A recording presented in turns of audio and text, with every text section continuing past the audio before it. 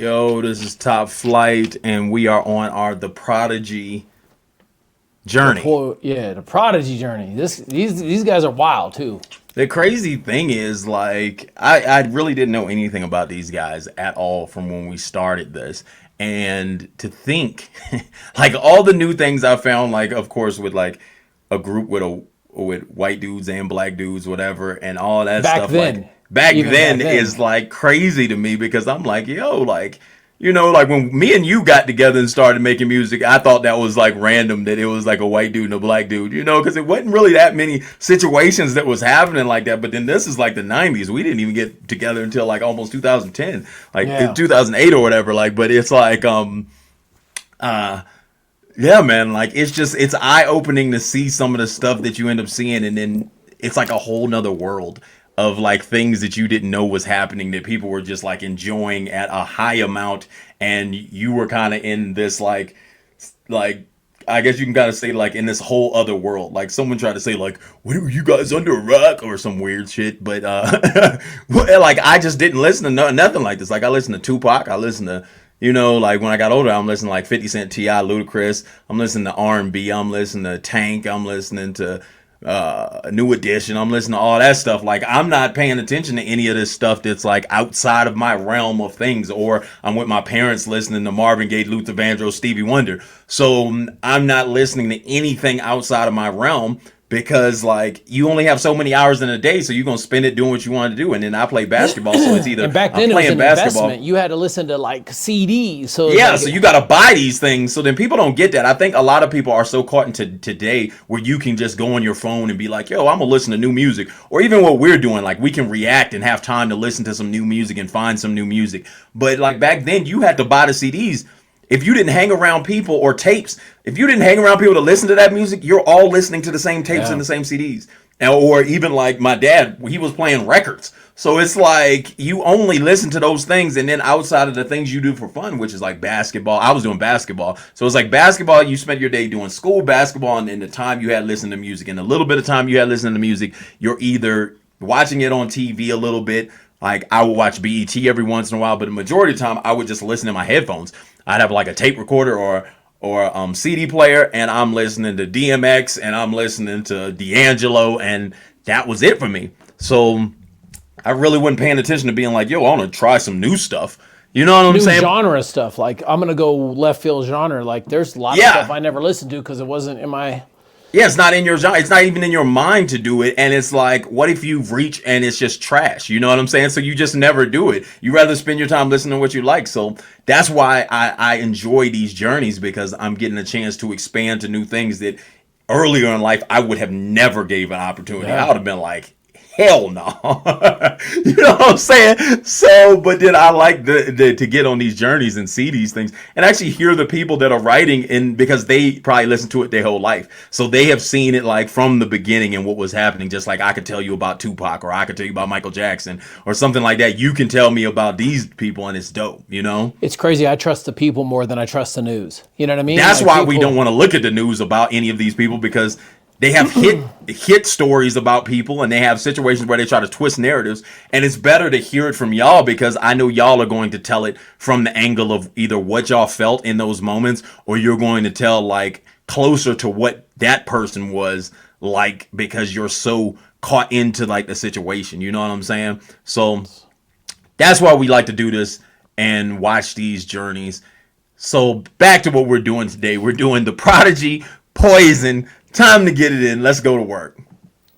I got the poison. I got the remedy. I got the lyrical remedy. I got the poison. I got the remedy. I got the lyrical remedy. I got the poison. I got the remedy. I got the lyrical remedy. I got the poison. I got the remedy. I got the poison. I got the poison. I got the poison.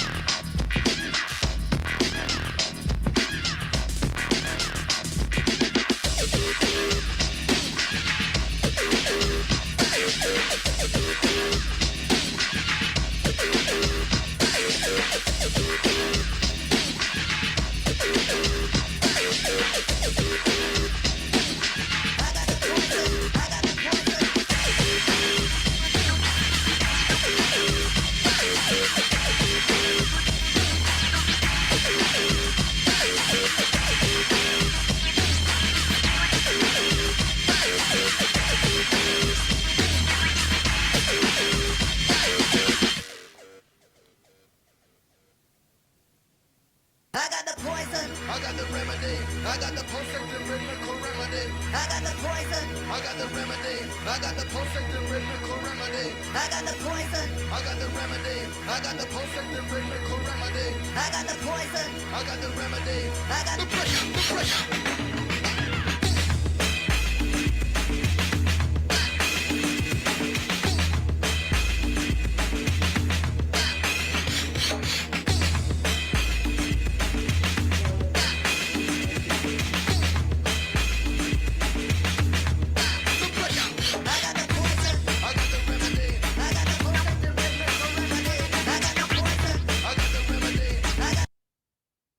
One thing I noticed was, do you remember back when Public Enemy, they used to do that noise like I got the remedy, like that? Was that like a cool like style at one point? I'm guessing it was like a cool vocal pattern was to do like the double back that was like. Yeah. Like, you know what I'm saying? Like, I'm about to tear it up. I'm about to tear it up. Like, they would do that bottom note, which was like, it just made me think of that. I'm wondering if that's like, you know how the kids today do the, like, when you had like, Migos and they would do hubba dubba dubba da, and then somebody come in the back, dubba dubba, you know what I'm saying? Like, I'm wondering if that was like in that mindset in the 90s, was that the feel, I got the remedy, I got the blah, like, yeah, and then someone do it high.